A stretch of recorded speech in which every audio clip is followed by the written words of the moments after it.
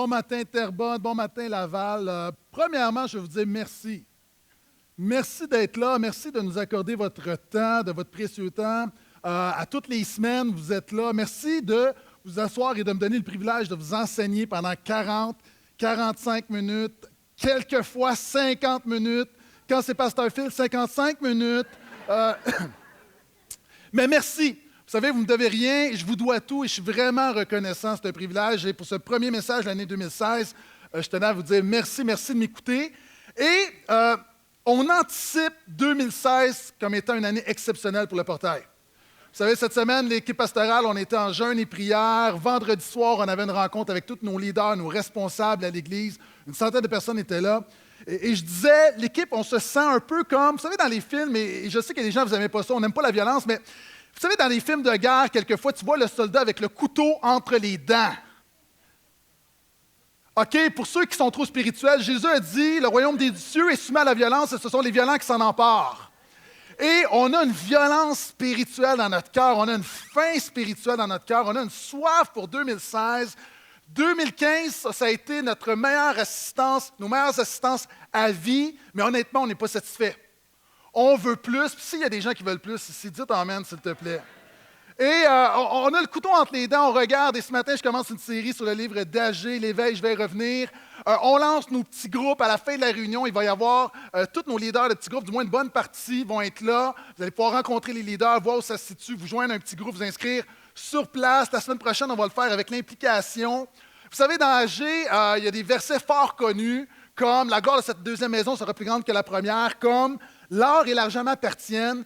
Et on a jugé bon en début d'année de donner un cours sur les finances personnelles. Donc, pour vous aider dans votre budget, vous savez, on croit que les finances, c'est aussi spirituel. Et les croyants, on est des intendants des finances que Dieu dépose entre nos mains. Donc, on a dans l'équipe pastorale, on a des gens compétents. On a un comptable de formation. On a également Pasteur Denis qui va joindre à lui. Donc, on va vous donner une formation pour ceux qui s'intéressent. On va y revenir dans les annonces. Donc, on est excités. On va avoir une réunion de prière à la fin de cette série. On est excités parce que début février, on a maintenant un pasteur de jeunesse à temps plein avec Pasteur Ralph. Oui.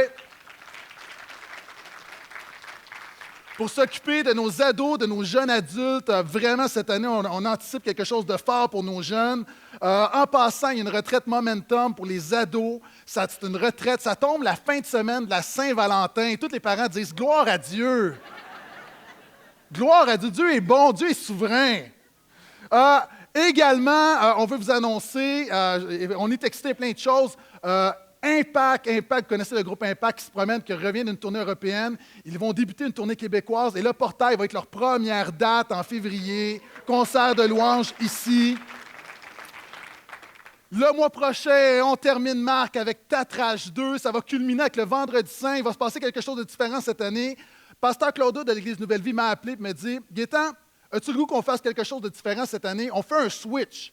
Je viens prêcher au portail au Vendredi Saint, puis toi, tu viens prêcher à Nouvelle Vie au Vendredi Saint. » Donc, on a dit oui, et l'équipe a dit oui, on va être tellement content que tu t'en ailles, puis Pasteur Claude vienne. Donc, Vendredi Saint, ça va être vraiment quelque chose de glorieux. Puis pour Pâques, on veut vraiment mettre le blitz, une matinée d'évangélisation comme jamais. Cette année, ce printemps, on célèbre le 40e anniversaire de notre Église. Oui. Il y a plein de choses qui se préparent et cette semaine, notre site de Terrebonne célèbre sa 2e année d'existence. Est-ce qu'on peut leur donner une main d'encouragement? Et je termine, là, ça c'est juste une portion des choses qu'on va faire. Je prévois aller avec Pasteur Denis en Moldavie au mois de juin pour voir les églises qu'on soutient, pour donner une formation aux pasteurs là-bas, cours de leadership, les aider également dans l'étude biblique pour enseigner la parole. Donc, je veux vraiment, ça fait 7 ans que je me souviens, 7 ans, Dieu l'avait mis sur mon cœur, on l'a initié, je n'ai jamais été, donc j'aimerais aller voir le fruit là-bas. Juste vous dire qu'on a déjà préparé nos activités de Noël 2016. Avant même cette année, vous savez, on a fait quelque chose, c'était bien, on a fait un brunch, tout ça. Mais avant même Noël de cette année, on avait déjà un plan d'impact pour Noël 2016. Donc, on est déjà prêt. Je vous le dis, on est prêt, vous êtes mieux d'être prêts. Et ça, c'est la vie de l'Église, c'est tout ce qui prend place. Donc, voici mon point. Dieu veut faire de grandes choses parmi nous. Non seulement dans l'Église, dans ta vie. Et quand Dieu s'apprête à faire une grande œuvre, il commence en éveillant l'esprit de son peuple. D'où ce titre qui s'appelle l'Éveil. Et pour se mettre en contexte, OK, vous savez, je suis un prof dans l'Ancien Testament et je peux parler longtemps. Est-ce que quelqu'un a une montre ici? OK, quand ça fait 2 minutes, calcule-moi, tu lèves la main, ça veut dire que j'ai assez parlé. OK, pour l'histoire. OK? Attends, c'est pas commencé encore. Attends. OK, juste pour comprendre la Bible, c'est quoi? Il y a 4 grands segments dans la Bible. Premièrement, c'est la création, c'est Dieu qui crée un peuple pour sa gloire, pour être en relation avec lui. Deuxième grand segment, c'est la chute. L'homme s'est révolté, a voulu vivre de manière autonome. Il y a une séparation avec Dieu. La majeure partie de la Bible parle de la rédemption, c'est l'histoire du salut. Et ça se termine avec la culmination d'une création, l'éternité, la gloire. Maintenant, la majeure portion de la Bible, c'est l'histoire du salut, c'est la rédemption. Dieu commence par un peuple, Israël. Pourquoi? Il doit commencer quelque part de ce peuple. Il a prévu envoyer son fils Jésus, un Messie. Maintenant, il donne des commandements. Il donne sa gloire à ce peuple. Ce peuple a un temple où Dieu réside dans ce temple. Il y a un royaume. C'est une image très terrestre des réalités spirituelles. Le peuple se révolte. Le peuple est emmené en exil à Babylone. Et tout à coup, tout est détruit. Le temple est détruit. Jérusalem est détruit. Et à un moment donné, Dieu, dans sa grâce, permet au peuple de revenir. Pendant que le peuple est en exil, Dieu commence à parler par les prophètes en leur disant « La solution, ce n'est pas dans votre royaume, ce n'est pas dans un roi humain, c'est dans un Messie que je vais envoyer, c'est mon Fils. » C'est toujours là, dis Amen. Le peuple revient, doit tout rebâtir. Le peuple est découragé et c'est là que vient le premier prophète. J'ai encore du temps? 1 minute encore? Hey boy! Moi, je pensais en avoir pour 5 minutes. On a du temps à jaser. Non. Et finalement, ce qui arrive, c'est que le peuple revient, et là, le peuple met la fondation du temple, mais il y a les ennemis autour, et finalement, ça s'arrête, et Dieu envoie un prophète, Agé. Agé, c'est la première voix prophétique depuis le retour de l'exil, et c'est vraiment un trait d'union entre ce royaume d'Israël et la venue de Jésus. Et Agé va dire au peuple, mettez Dieu en priorité, mettez-vous à l'œuvre parce que Dieu prépare quelque chose de grand. C'était toujours là, dit Amen. Donc, on va aller justement dans Agé. Si tu as une Bible, ouvre avec moi. Dans le livre du prophète Agé, c'est dans l'Ancien Testament vers la fin. Donc, quel est ce premier message que le peuple entend depuis des années? Et pour nos amis qui se demandent, oui, mais c'est quoi le rapport? Parce que ça, c'est dans l'Ancien Testament, c'est le peuple d'Israël, c'est avant la venue de Jésus. Jésus a enseigné aux apôtres que tout avait toujours rapport avec lui. Dans Luc 24, il leur explique comment dans la loi et les prophètes, ça annonçait sa venue. Et même Agé nous parle de Jésus, prépare la venue de Jésus. L'apôtre Paul va dire que toutes ces choses de l'Ancien Testament ont été écrites pour notre encouragement. Donc, oui, un contexte différent, mais on peut trouver des principes spirituels qui nous enseignent quelque chose sur Jésus et sur notre Église aujourd'hui, en 2016. Donne un dernier Amen alors qu'on va faire la lecture. Série de 3 messages. Premier thème ce matin, Dieu veut éveiller son peuple à sa priorité. L'éveil du peuple de Dieu à la priorité de Dieu. Voici comment ça commence, Agé, premier chapitre, le verset 1 à 2. La 2e année du roi Darius, le premier jour du 6e mois, la parole du Seigneur parvint à Zorobabel, fils de Shétiel, gouverneur de Juda, et à Josué, fils de Yehotsadak, le grand prêtre, par l'intermédiaire d'Agé, le prophète. OK, on va arrêter quelques instants, pause. On est en 520 avant Jésus-Christ. On est dans une époque où le peuple est revenu, il y a des ennemis tout autour, le peuple est dans la défaite, le peuple revient de l'exil, doit tout rebâtir, une période extrêmement difficile, et Dieu veut parler au travers des hommes. Et il y a 2 hommes qui exercent le leadership à l'époque. Il y a Zorobabel, c'est le gouverneur, c'est un fils de David. Évidemment, il n'y a pas de roi parce qu'ils sont soumis à un autre royaume, aux Perses, après avoir été soumis aux Babyloniens. Et cet homme-là, c'est le gouverneur, c'est le leader civil. Et il y a un autre leader vraiment important, c'est le leader Josué, c'est un leader religieux. C'est lui le grand prêtre. Le problème, c'est un grand prêtre, pas de temple. Le temple, c'est l'endroit où Dieu va manifester sa présence, sa gloire, où vraiment le peuple peut être en communion avec Dieu. Maintenant, ils reviennent. Il n'y a pas de temple. Il n'y a rien à diriger. Ils sont dans un vide. Tout est à bâtir. Et c'est un peu comme nous, en ce début d'année 2016, toute l'année est à bâtir. Et Dieu envoie un prophète. Maintenant, c'est quoi un prophète? Souvent, on pense à tort qu'un prophète, c'est un Nostradamus. C'est quelqu'un qui fait juste des prédictions sur l'avenir. Évidemment, les prophètes ont parlé d'avenir. Mais avant de faire des prédictions, ce que faisaient surtout les prophètes, c'était des prédications. Ces hommes-là connaissaient la loi de Dieu. Ces hommes-là regardaient ce que Dieu avait dit dans sa parole. Et lorsque le peuple désobéissait, ils disaient, voici ce qui va arriver. Et lorsque le peuple était fidèle, ils disaient, voici ce qui va arriver. Pourquoi? Non pas parce qu'ils devinaient, mais parce qu'ils connaissaient la parole. Ils savaient que Dieu était pour obéir à sa parole. Maintenant, le prophète, c'est un peu comme le pasteur de l'Antiquité. Maintenant, je voudrais juste dire la chose suivante. La prédication est quelque chose de prophétique. Moi aussi, je peux prophétiser. Je peux dire que si tu mets ta confiance en Jésus, lorsque tu vas arriver dans l'éternité, tu vas passer l'éternité avec Dieu parce que tu es réconcilié avec lui. Si tu rejettes Jésus, je peux te dire ce qui va arriver dans l'avenir. Dieu va te rejeter. C'est prophétique. Maintenant, le pasteur, souvent les gens ont l'impression que le prophète ou le pasteur, que les hommes et les femmes de Dieu, souvent les gens ont l'impression que c'est les gens qui ont toutes les réponses. Souvent, il y a des gens qui ont l'impression que moi, je suis le gars qui a toutes les réponses. Je ne suis pas le gars qui a toutes les réponses. Je suis simplement celui qui pointe vers le gars qui a toutes les réponses. Et c'est ça que le prophète fait également. Maintenant, regardez. Voici le message.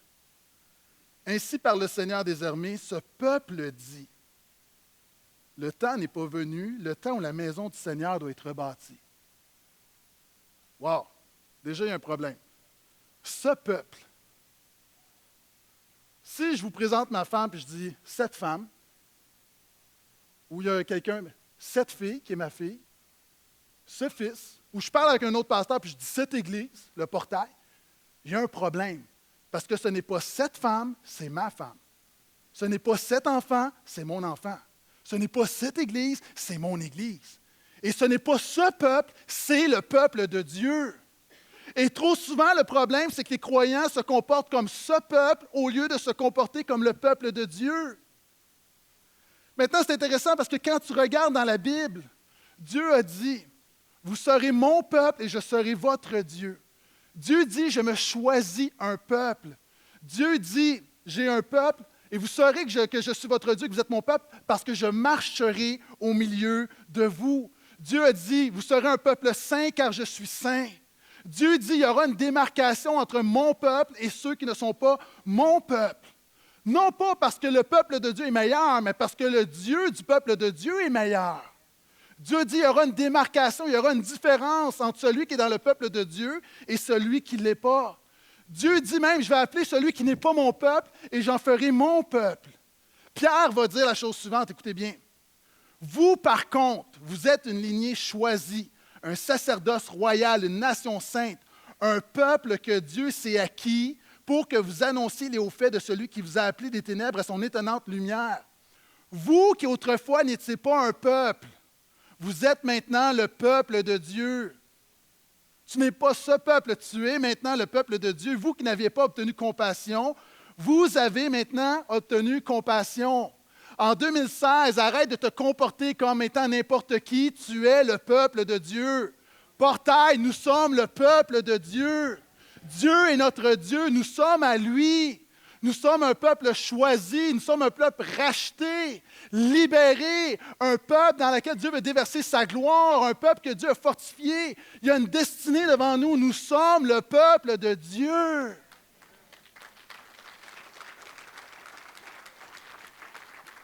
Et la première chose qu'AG veut faire prendre conscience au peuple, c'est « Oh!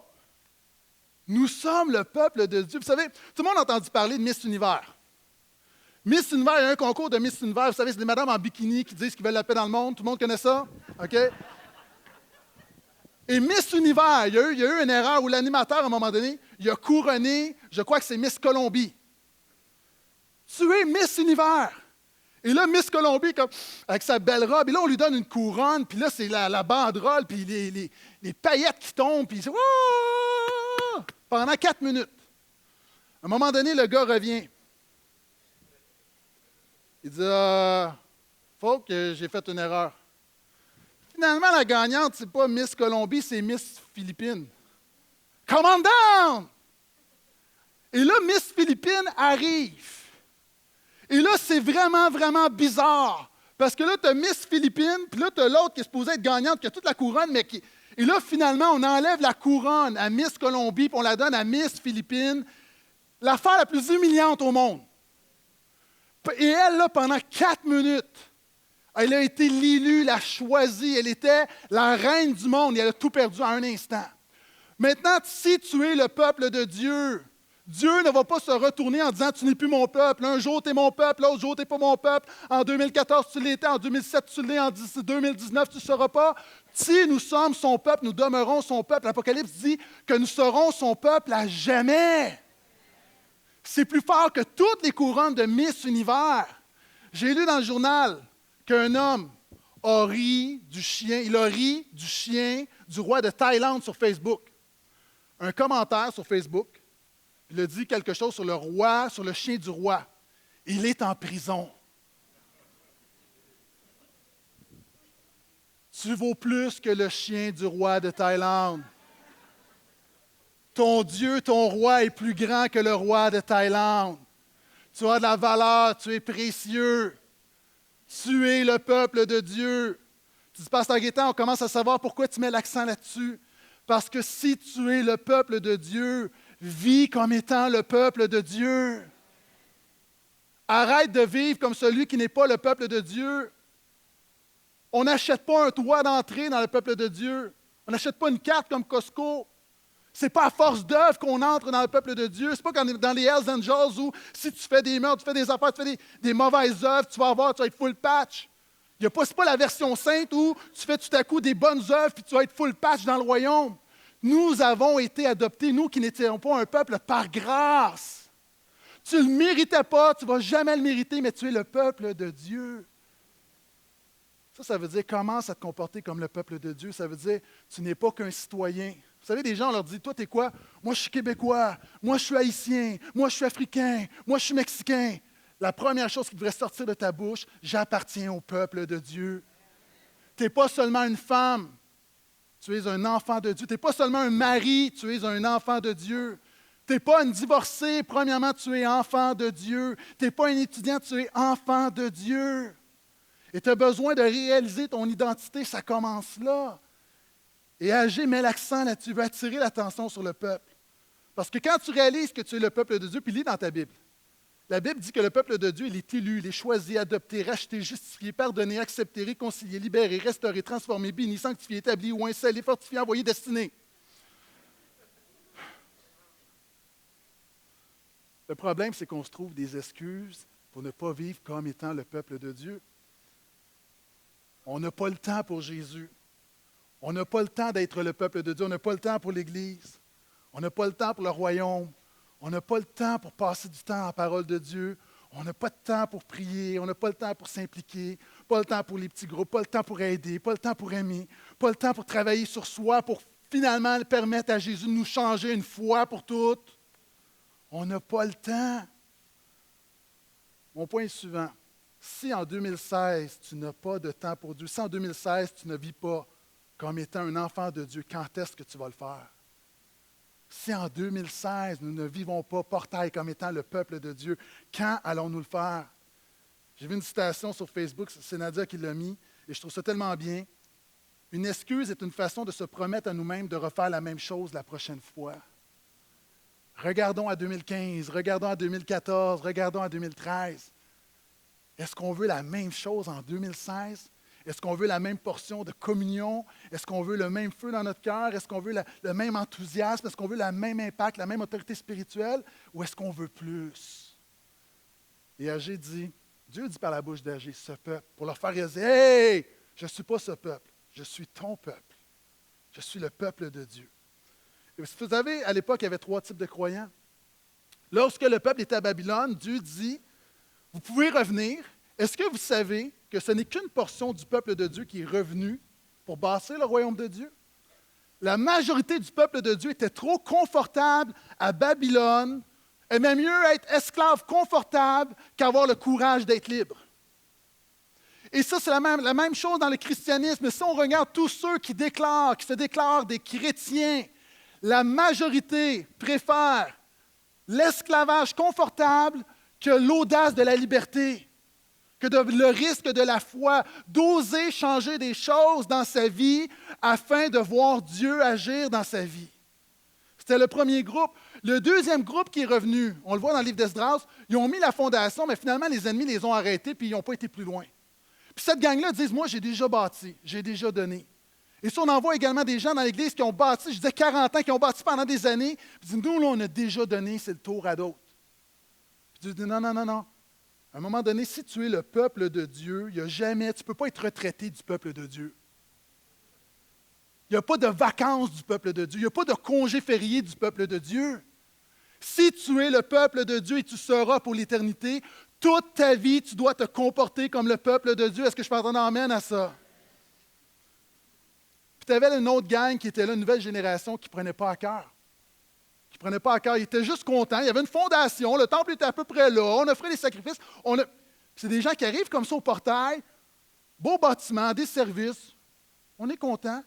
Ils ne voient pas, il n'y a pas dans leur cœur cette fin de bâtir le royaume de Dieu. Et Dieu va plus loin. Lisons ensemble. Versets 3 à 11.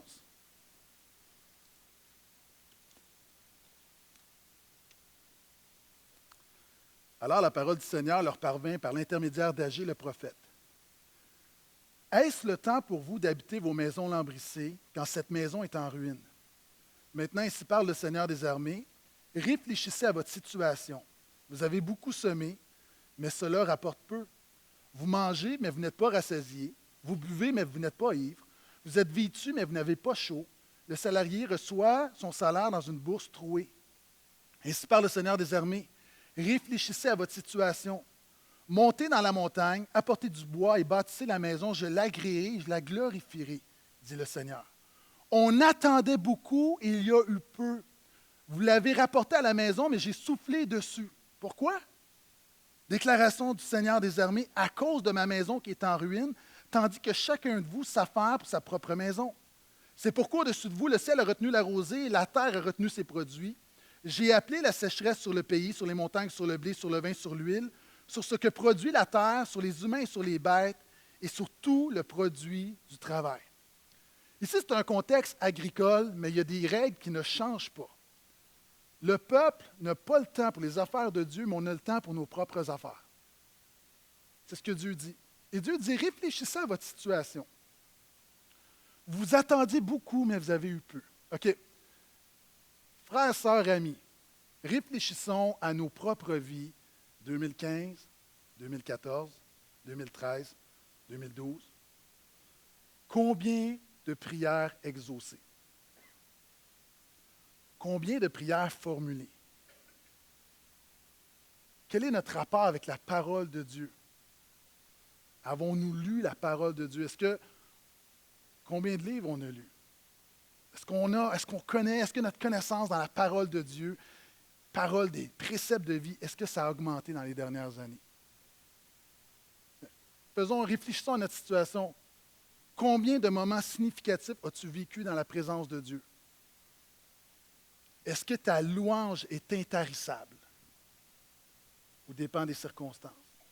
Dans la dernière année, combien de moments de louange puissants as-tu vécu?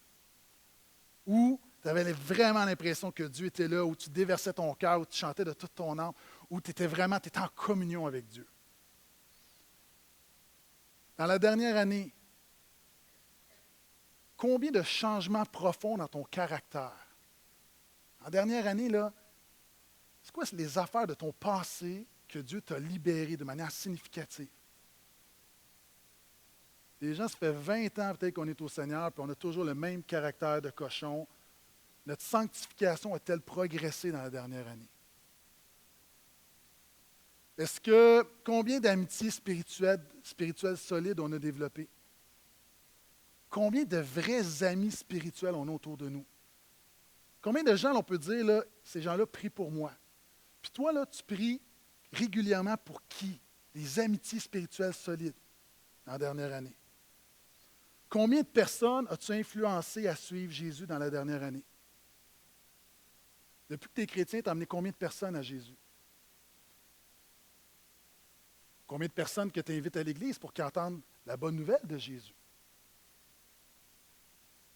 Avec ton argent, quelle portion de ton argent tu peux dire ça a eu un impact éternel?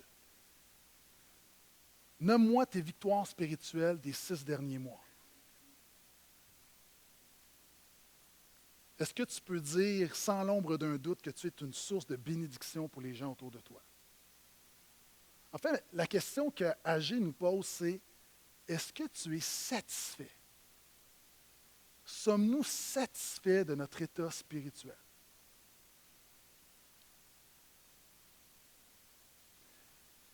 Et est-ce que ça se pourrait qu'il y ait un lien, et là je suis sur un terrain très glissant, mais j'y vais quand même. Est-ce que ça se pourrait qu'il y ait un lien entre les fruits, le résultat spirituel dans nos vies et notre comportement? Vous savez, ça aussi, c'est la grâce de Dieu. D'être lucide.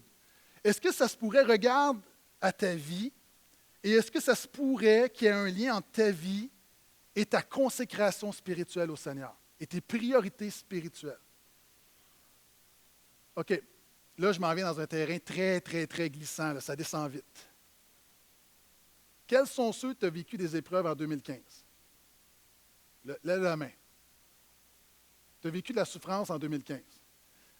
À peu près tout le monde. On est d'accord? Tout le monde a des parts d'épreuves, ça fait partie de la vie. Et ça, c'est la conséquence de la chute. Mais Agé nous révèle quelque chose qui peut être dérangeant, mais qu'en même temps qui peut être libérateur. Dans la Bible, il y a 8 causes de souffrance. 8 causes. Souvent, nous, on pense immédiatement, lorsqu'on veut une épreuve, que c'est une punition de Dieu. Il y a différentes causes. Et il y en a une que je vais attirer ton attention. Premièrement, il y a la souffrance qu'on appelle rétributive. C'est-à-dire, par exemple, un homme qui prend un coup, qui prend sa voiture, qui a un accident, qui fait de la prison, je m'excuse, tu as récolté ce que tu as semé. Dieu dit, je mets devant toi la mort et la vie. Si tu vis sans le Seigneur, c'est sûr que tu vas te planter. Tu dis, pourquoi je ne suis pas béni? Bien, tu es hors de la bénédiction. Quelquefois, la souffrance aussi, c'est à cause d'autres. Tu as un conjoint qui te laisse, qui te trompe, c'est pas toi, mais tu vis la souffrance à cause d'un autre. Quelquefois, c'est empathique. Tu vois tes enfants vivent des épreuves, puis ça t'affecte comme si c'est toi, donc c'est empathique. Quelquefois, la Bible nous enseigne que Dieu permet des épreuves afin de refléter sa gloire. C'est-à-dire, Dieu dit, je vais intervenir, puis tout le monde va voir ma gloire dans son épreuve. Quelquefois, Dieu permet que tu souffres pour que ce soit un témoignage pour d'autres et que Dieu amène d'autres gens à lui. Et il y en a d'autres, il y en a plein d'autres, mais je vais attirer ton attention sur un élément. Quelquefois, Dieu permet qu'on vive des épreuves pour nous discipliner.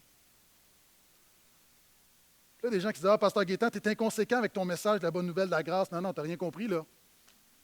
Tu n'as rien compris. Je ne dis pas que Dieu t'envoie des épreuves pour te punir. Il envoie des épreuves pour te corriger. Il y a une distinction fondamentale entre la punition et la correction. Mon enfant, lorsqu'il fait quelque chose de mal, si je fais juste le frapper, tchouf! Voilà, c'est fini. Punition. C'est pas ça que Dieu fait avec nous. Il n'y a rien de restaurateur, excusez-moi. Je pensais à restaurant. C'est juste comme un. Mais si finalement, il y a une conséquence pour qu'il réfléchisse et que ça amène un changement dans sa vie, la punition, c'est pour que te faire souffrir pour un acte passé. La correction, c'est que la souffrance t'amène à changer afin de vivre dans la bénédiction dans l'avenir.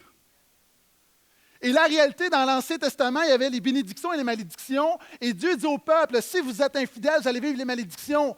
Non pas pour vous punir, c'est une correction pour attirer votre attention, pour que vous repentiez, vous vous mettiez sur vos genoux, vous soyez fidèles afin de retourner dans la bénédiction. On n'aime pas l'entendre, mais moi, dernièrement, j'ai quelqu'un qui arrive dans mon bureau avec sa petite fille. La petite fille, OK?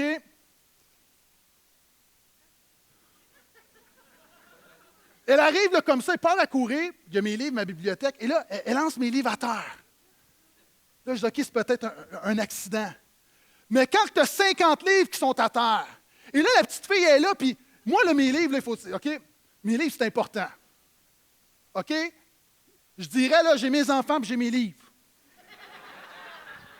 J'aime plus mes enfants. OK? Je veux juste vous rassurer. Mais mes livres, c'est. Moi, je fais attention. Moi, là, mes livres, je les rouvre quasiment pas parce que je ne veux pas que les pages se détachent. Et là, elle commence à acheter ma bibliothèque à terre. Moi, je regarde le gars. Et là, je me dis, il va faire de quoi?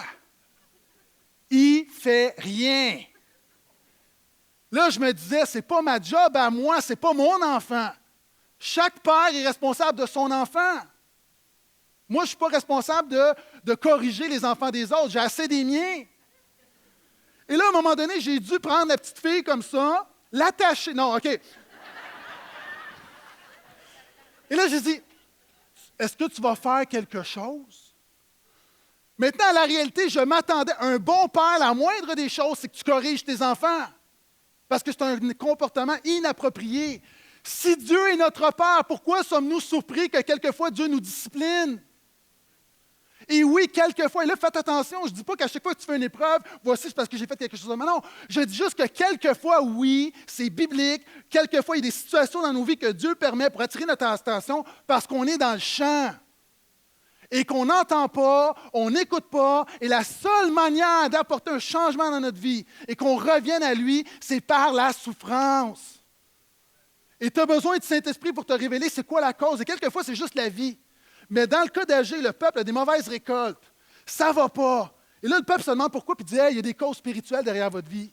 Et je te dis la chose suivante, mon ami, est-ce que ça se pourrait que derrière ton insatisfaction, l'insatisfaction de ta vie, derrière le peu de fruits spirituels qu'il y aurait possiblement dans ta vie en 2015, est-ce que ça se pourrait qu'il y ait des causes spirituelles? Dieu va attirer notre attention. Pourquoi? En fait, voici le deuxième point. Nous sommes le peuple de Dieu. Et Agé nous enseigne que Dieu, si nous sommes le peuple de Dieu, Dieu devrait être la priorité du peuple de Dieu. OK, vous l'avez manqué. Vous êtes encore sur le choc de... Est-ce qu'il y a des gens, tu es le peuple de Dieu? Si tu es le peuple de Dieu, Dieu devrait être ta priorité. Il n'y a pas de... Peut-être... Il y a le plus grand principe, pour moi, là, le plus grand principe quotidien, le plus grand principe spirituel au quotidien de la Bible, dans Matthieu 6, cherchez premièrement son royaume et sa justice, et toutes ces choses vous seront données par-dessus. Mais nous, on cherche toutes les choses en espérant d'avoir le royaume et la justice. Et la justice, là, c'est une vie qui est juste, qui est correcte, qui est droite, qui est bénie, qui est saine. Et c'est exactement le même message d'Agé que Jésus reprend en disant, si tu veux vraiment que les choses changent dans ta vie, la première chose à faire, réalise que tu es le peuple de Dieu, mais deux, mets Dieu en premier dans ta vie. Si tu bâtis premièrement le royaume de Dieu en 2016, si tu fais de Jésus le focus, le numéro un de ta vie, en 2016, Dieu dit, voici, si vous bâtissez, je vais agréer et glorifier. Est-ce qu'il y a des gens, est-ce qu'on n'aurait pas le goût en 2016 que Dieu agrée notre année? Est-ce qu'on n'aurait pas le goût que Dieu bénisse? Est-ce qu'on n'aurait pas le goût de voir la gloire de Dieu dans nos familles, dans nos vies comme jamais? Mais encore une fois, tout est là, mais nous devons revenir à lui. Nous devons le mettre en priorité. Et voici la chose. Voici le principe que j'ai déjà enseigné. Arrête de prier que Dieu bénisse ce que tu fais en 2016. Commence à faire ce que Dieu bénit déjà. Souvent, on fait notre vie et on dit « Seigneur, bénis ». Non! Commence à faire ce que Dieu bénit. Mets Dieu en premier. Bâtis le royaume en premier. Et si tu le fais, Dieu va bénir. Mais souvent, on dit « Seigneur, bénis, bénis », comme si Dieu m'a béni comme ça. Non! Dieu établit un pattern de bénédiction. Vous savez, le but ultime de l'Église, écoutez-moi bien, le but ultime de l'Église, ce n'est pas les chrétiens. Ce n'est même pas les âmes perdues. Ce n'est pas la communauté. Le but ultime, ça, il y a des choses vraiment importantes, mais le but ultime de l'Église, vous savez, c'est quoi? C'est la gloire de Dieu. C'est la gloire de Dieu. C'est d'être agréable à Dieu. Le but ultime de la louange, c'est la gloire de Dieu. Le but ultime de la prédication, c'est la gloire de Dieu. Le but ultime du service, c'est la gloire de Dieu. Le but ultime des petits groupes, c'est la gloire de Dieu. C'est vraiment, vraiment important. Et voyez comment tout ça se termine, versets 12 à 15. Zorobabel, fils de Chatiel, Josué, fils de Yehotsadak, le grand prêtre, et tout le reste du peuple, écoutèrent le Seigneur leur Dieu d'après les paroles d'Agé le prophète, selon la mission que lui avait donnée le Seigneur leur Dieu. Et voyez, là, ça devient vraiment important. Et le peuple fut saisi de crainte devant le Seigneur. Comme j'espère, toi, présentement, où tu réalises, wow, ouais, Dieu est grand, Dieu est bon, il mérite le meilleur. Agé, messager du Seigneur, dit au peuple, comme un message du Seigneur, « Je suis avec vous. » Dieu veut te dire ce matin, « Je suis avec toi. » Si tu as mis ta foi en Jésus, le Saint-Esprit est en toi, Dieu est avec toi. Et regardez, quand Dieu est avec toi, ce qui se produit au verset 14 et 15. Le Seigneur réveilla l'esprit de Zorobabel, fils de Tchathiel, gouverneur de Juda. Il éveilla l'esprit de Josué, fils de Yotsadak, le grand prêtre, et l'esprit de tout le reste du peuple. Ils vinrent se mettre à l'œuvre dans la maison du Seigneur des armées, leur Dieu. C'était le 24e jour du 6e mois, la 2e année du roi Darius. Une promesse. Et la semaine prochaine, on va voir toutes les promesses du peuple de Dieu. Et c'est quelque chose, ça va être vraiment excitant. Mais avant d'arriver là, tu dois réaliser que Dieu est avec toi. Est-ce que tu réalises que Dieu est avec toi?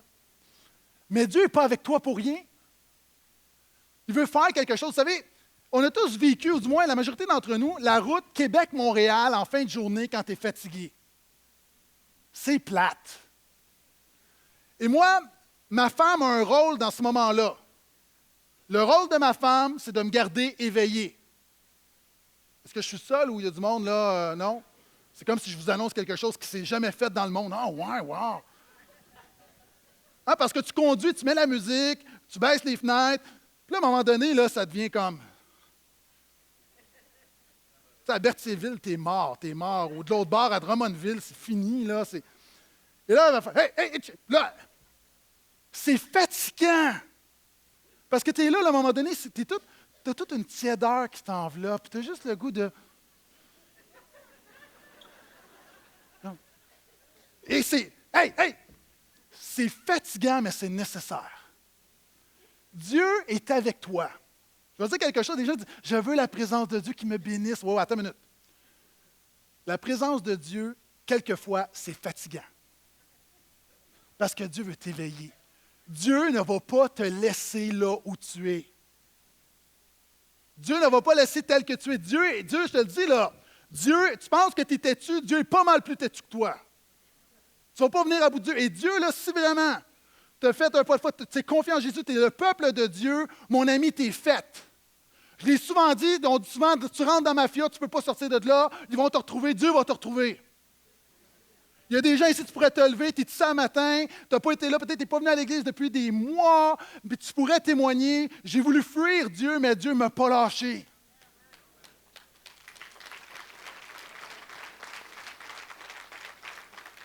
Et parenthèse, ça c'est une bonne nouvelle pour nos enfants, pour nos maris, nos femmes, les gens autour. OK, faisons confiance à Dieu. Mais je reviens. Je suis avec vous. Il veut te réveiller. Mais vous savez, un réveil, quelquefois, c'est brutal. C'est brutal. C'est plus confortable de s'endormir que de se réveiller. Je pense à quelque chose. Il y a à peu près 3 semaines, ma fille s'en va garder. Et finalement, avec ma femme, on dit, bon, je vais l'attendre. Je vais l'attendre. Elle finissait tard. C'est la maison à côté, mais elle finissait à 1 h du matin. Donc, ma femme s'en va se coucher. Moi, je suis là. Là, je bois mon petit jus. Puis là, j'écoute la télé. Puis là, je m'endors. Et là, la porte rouvre. Moi, là, je vous dis, quand je me couche, je m'endors dur rapidement.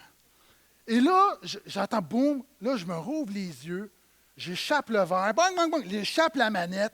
Et là, je ne comprends pas où je suis. Et là, je veux ramasser la manette parce que la télévision, comme ça joue fort. Et là, je commence à avoir une crampe au mollet. OK? Mettez-vous à ma place, là. Il est 1h30 du matin, je ne comprends rien. Pourquoi je souffre? Et là, je suis là comme ah, ah, ah, ah. Et là, ma fille ouvre la porte, elle voit juste son père comme ah, ah. Et là, elle dit, elle a eu des cours de secouriste, donc elle dit masse, papa, masse. Mais moi, je ne comprends pas pourquoi j'ai mal, puis pourquoi ma fille crie après moi. Et là, je suis là, j'ai juste mal, puis là, j'ai ma fille qui me crie après, je suis endormi, je ne comprends rien. OK? Donc, si tu veux que le Seigneur te réveille, ça peut être inconfortable. Pourquoi? Parce que, OK, il y a des prises de conscience, tout à coup, tu vas voir l'état, tu vas avoir l'air juste sur ton état, puis ça fait mal, puis il y a une réalité. Mais regardez, Dieu éveilla l'esprit de Zorobabel, Josué, son peuple. J'ai presque terminé. Vous savez, Dieu a réveillé des hommes, mais en fait, c'est le peuple. Nous avons besoin des uns des autres. Puis nous avons besoin des uns des autres pour se tenir éveillés.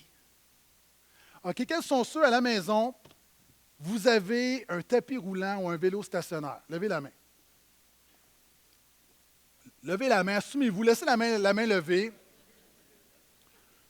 Parce que du monde, tu dis, ouais, tu le regardes, tu dis, dois pas en faire beaucoup. Monsieur doit pas.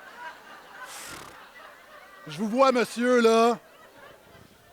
OK, gardez la main levée, là. Je n'ai pas fini de rire de vous. OK? Quels sont ceux que vous en faites? Laissez la main levée. OK, avez-vous remarqué? Il y a plein de gens qui ont un vélo stationnaire, un tapis roulant, mais il y a à peu près personne qui en fait. C'est vrai, c'est un ramasse-poussière. Moi, je suis sûr, là, dans ce qu'on vend, là, je suis sûr que 90 ne sont pas utilisés. Pourquoi? Je vais te le dire pourquoi. Parce que faire de l'exercice seul, c'est plate. C'est plate. Ça ne marche pas. Il y a quelques fois, pour certaines personnes, ça marche, mais la majorité, ça ne marche pas. Moi, j'ai essayé de m'entraîner tout seul devant ma télé. Ça ne marche pas. Tu as besoin du monde qui te défie, qui te crie après, qui t'encourage. C'est la vie. Mais c'est ça une église. Et c'est pour ça, d'ailleurs, même nos petits groupes. Pourquoi? Parce que ça ne marche pas du tapis roulant spirituel seul. Nos petits groupes, c'est un peu un gym. C'est l'endroit où on fait de l'exercice spirituel, on prend soin de nous spirituellement, mais tu as besoin des autres. Tu as besoin des autres, te donner, t'encourager. Puis quelquefois, OK, moi je pense qu'on a besoin tous d'avoir des vrais amis qui vont nous dire la vérité d'en face des fois. Des fois, non, tu n'es pas génial, ça ne va pas bien dans ta vie, là. Mais tu as besoin de quelqu'un qui a le droit de te le dire. Le problème, c'est que les gens, des fois, ils n'ont jamais gagné le droit de le dire puis ils se permettent de le dire. Mais tu as besoin de gagner le droit, d'avoir des gens autour de toi qui peuvent te dire la vérité. Moi, il y a des gens là, qui peuvent me dire n'importe quoi, je vais les écouter. Puis il y a du monde que tu peux me dire n'importe quoi, ça ne change rien. Je m'excuse, mais c'est ça la vie. Il y a du monde qui ont gagné le droit. Il y a du monde qui ont souffert avec toi. Il y a du monde qui ont... Mais c'est ça la vie. C'est ça les petits groupes, c'est ça l'Église. Et voici comment Agé se termine ce premier chapitre. Juste, non seulement première chose, nous sommes le peuple de Dieu. Dieu devrait être la priorité du peuple de Dieu. 3, Dieu veut éveiller l'esprit de son peuple. De quoi sera fait 2016? C'est quoi tes rêves en 2016? Tu veux quoi en 2016? C'est quoi tes aspirations pour ta famille, pour ta vie? Spirituellement, pour notre Église, c'est quoi tes rêves? Quand on a fait l'évaluation des dernières années, là, puis il y a des choses qui ont moins bien marché, c'est quoi qu'on veut? C'est quoi que tu veux?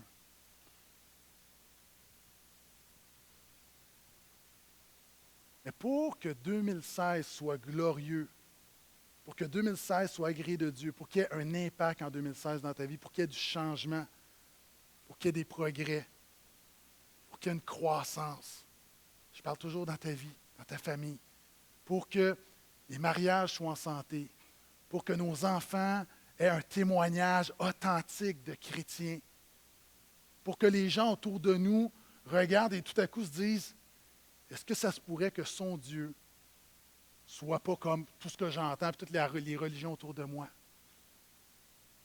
Pour que 2016 soit une année où on réussit à bâtir cette année-là à la gloire du Seigneur. Il y a 3 clés dans Agir. Premièrement, réalisons que nous sommes enfants de Dieu, que nous sommes le peuple de Dieu. Deuxièmement, mettons Dieu en premier. Troisièmement, prions que Dieu éveille notre esprit. Et ce matin, j'aimerais qu'on fasse ces 3 choses.